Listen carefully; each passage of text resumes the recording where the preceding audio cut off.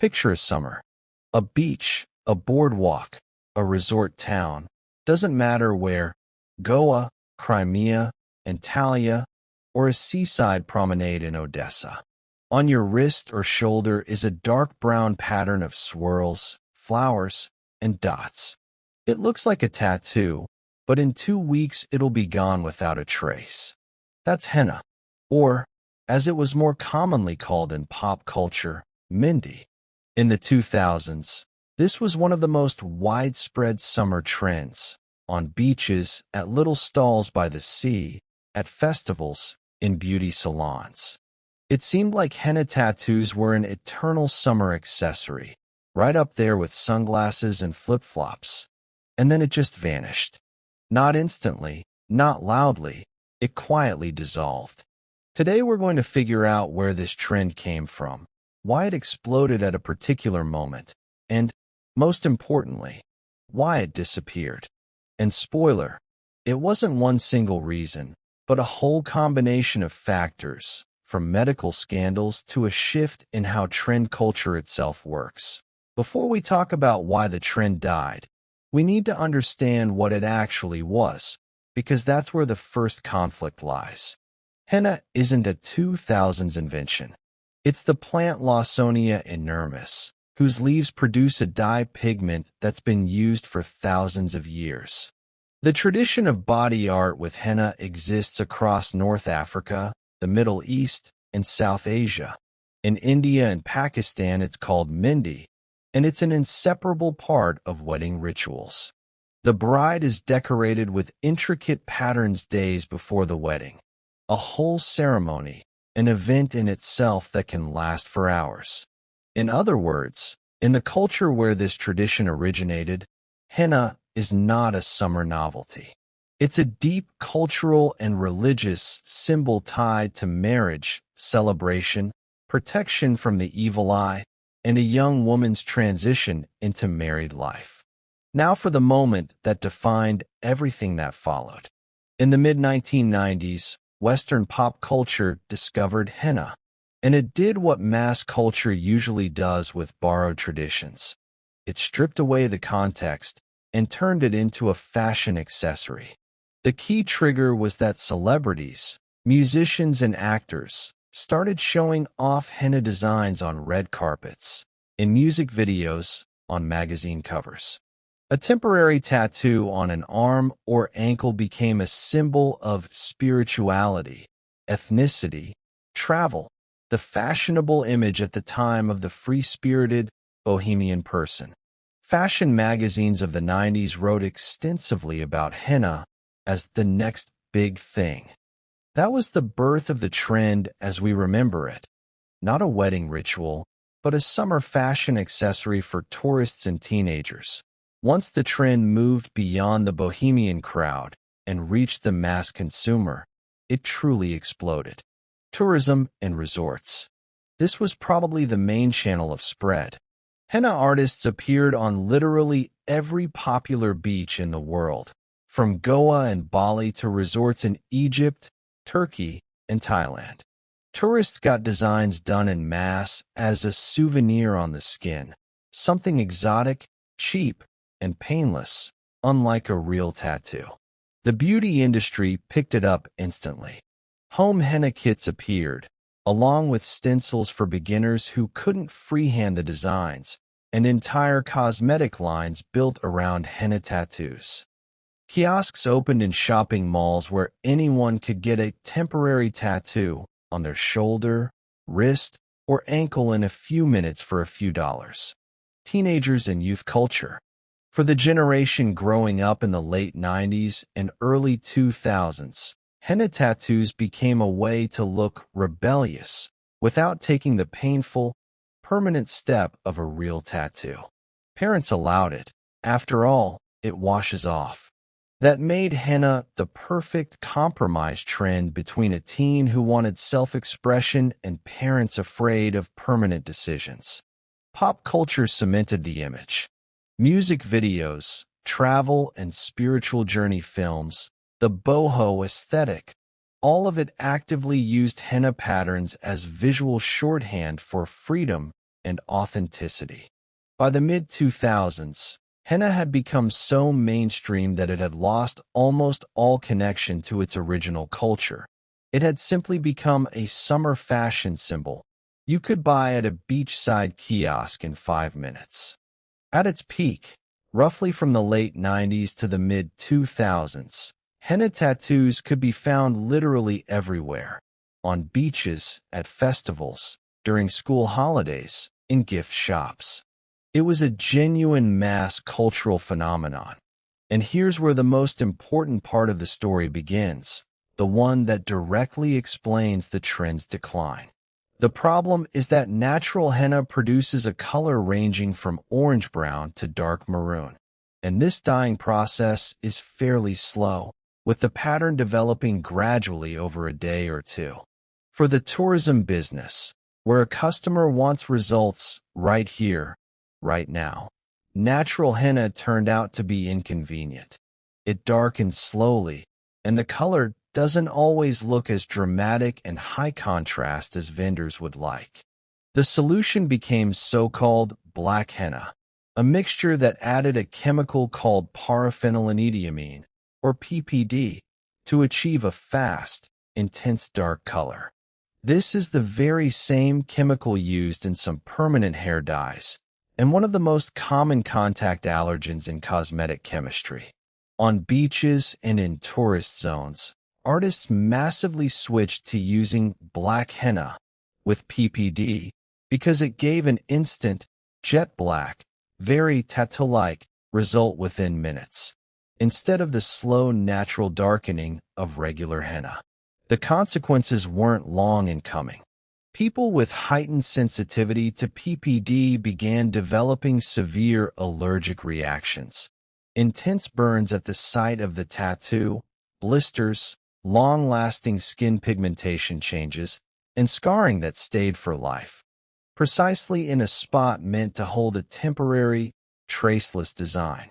In some cases, the reactions were serious enough to require hospitalization. What made this especially dangerous? A first reaction to PPD can be mild or even absent, while a repeat exposure can trigger a much stronger response. So a person could get black henna done on one trip with no issue, and then, on another trip a year or two later, have a severe allergic reaction to essentially the same product.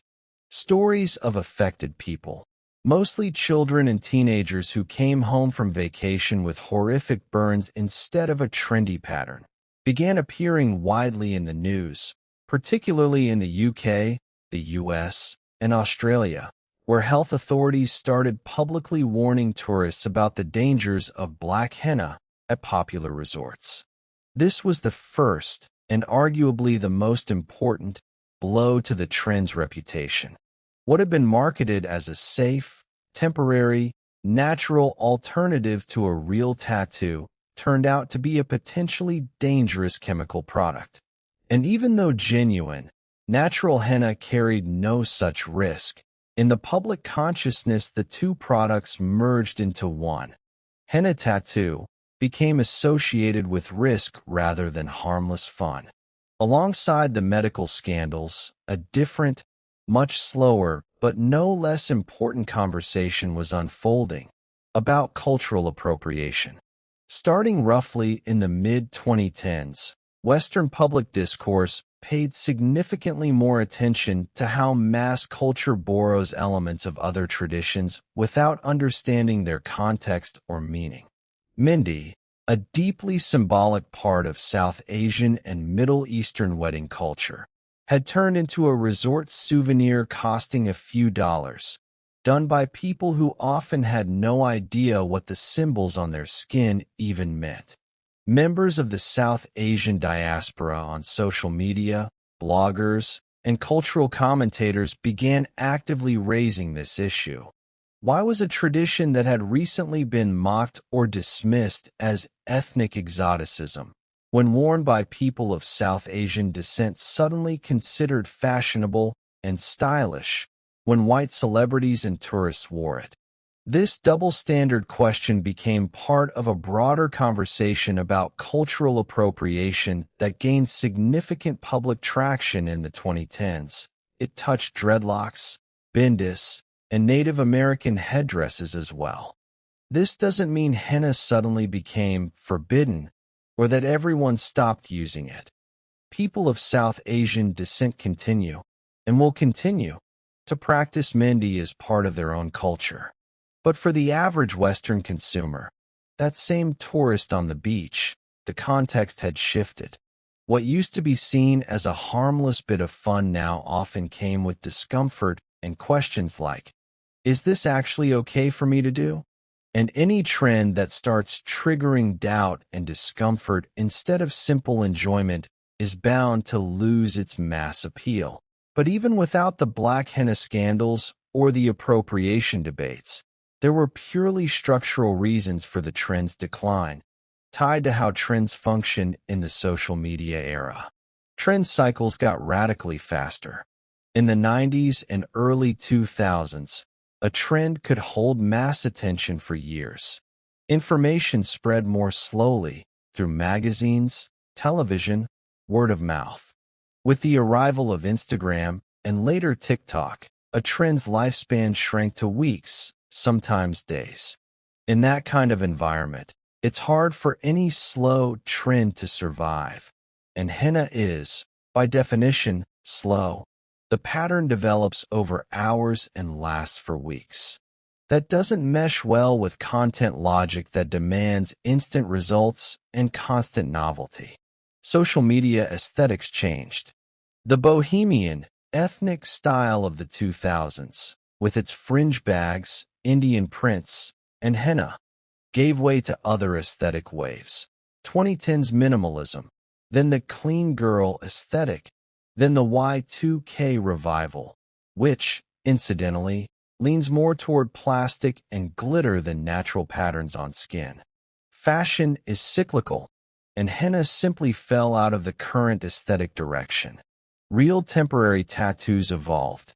High-quality, adhesive-based temporary tattoos appeared, with detailed, often genuinely artistic designs that apply in seconds, require no drying time, and carry no risk of allergic reaction. For someone who just wants a temporary visual effect, this turned out to be far more convenient than waiting for henna to dry and darken on the skin. Real tattoos became more accessible too.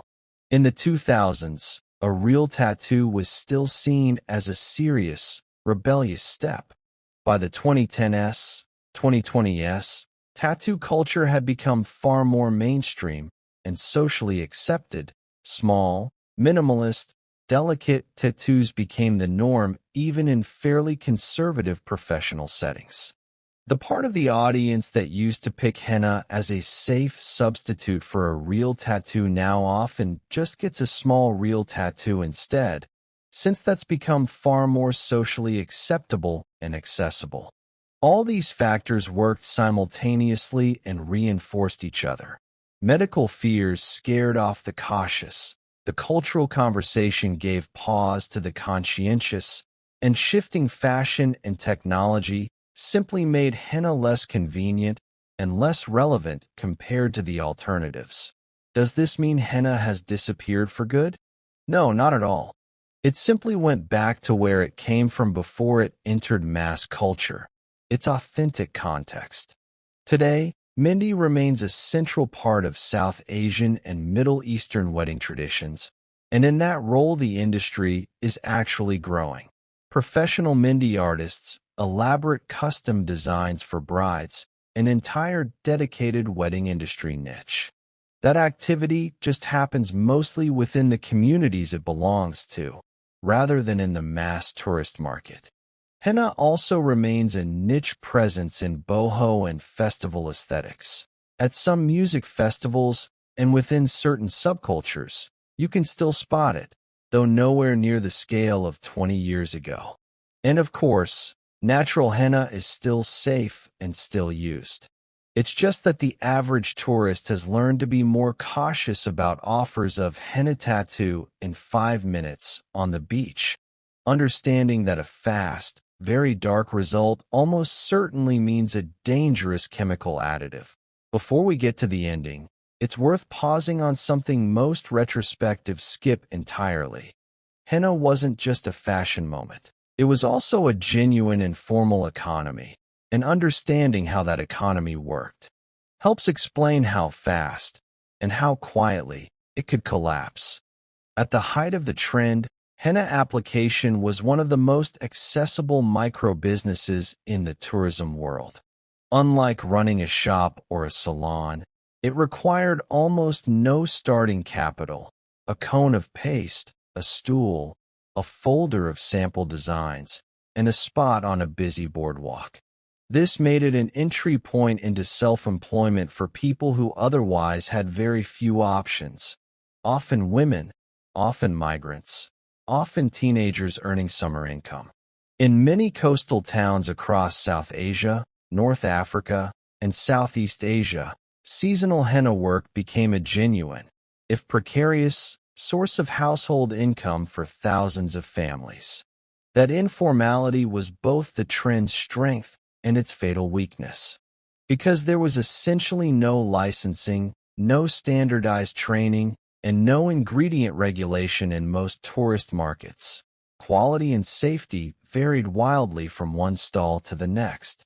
A henna artist trained by their family in a decades-old traditional technique might be working 2 stalls down from someone who bought a cheap black henna paste from a wholesale supplier with zero information about what was actually in it. Tourists had no way to tell the difference. The visual result looked identical for the first hour or two. This is part of why the black henna backlash hit so hard and so fast. There was no industry body to respond, no certification system to point to, no way to reassure customers that our henna is different. The entire market was built on trust between a stranger with a paste cone and a tourist on holiday. And once that trust broke in the media, there was no institutional mechanism to repair it. Compare that to, say, the tattoo industry, which, however imperfectly, has licensing requirements, health inspections, and sterilization standards in most countries. Henna vendors had none of that scaffolding, so a safety scandal didn't just damage one bad actor's reputation. It damaged the entire category at once. The economic fallout was real, even if it rarely made headlines outside of local reporting. As demand dropped through the 2010s, many small vendors who depended on henna as seasonal income had to pivot. Some moved into other tourist-facing crafts like face painting, glitter tattoos, or braiding. Some left the informal tourism economy altogether. The people most affected by the collapse of the trend weren't the tourists who briefly worried about a rash. It was the artists and small entrepreneurs whose livelihoods had been built around it. Henna's rise and fall isn't a one-off story. It's practically a template. Once you see the shape of it, you start noticing the same pattern repeating across completely unrelated trends, decade after decade. Step 1. An authentic practice gets discovered by mass media. Something with deep cultural roots, a ritual, a craft, a style, catches the attention of celebrities, magazines, or, in more recent cycles, influencers. It gets framed as exotic, aspirational, new, even though it's often centuries old within its home culture. Step 2. Rapid commercial simplification. To scale a niche practice to a mass market, businesses strip out the parts that are slow, expensive, or hard to explain, and keep only the visually striking surface. With henna, that meant skipping the artistry, the ritual meaning, and the slow natural dye process, and replacing it with something fast, cheap, and dramatic, even if that meant swapping in a harmful chemical shortcut. Step 3. Peak saturation. The trend becomes so ubiquitous that it stops being a personal choice and starts being background noise, available at every kiosk, printed on every homeware catalog, referenced in every magazine spread about the summer look. This is usually the moment right before decline, because saturation kills novelty, and novelty is what mass trends run on. Step 4. A triggering event. Almost every trend collapse has some kind of triggering event, sometimes a safety scare, as with black henna, sometimes a cultural reckoning, sometimes simply a competing trend that captures attention faster.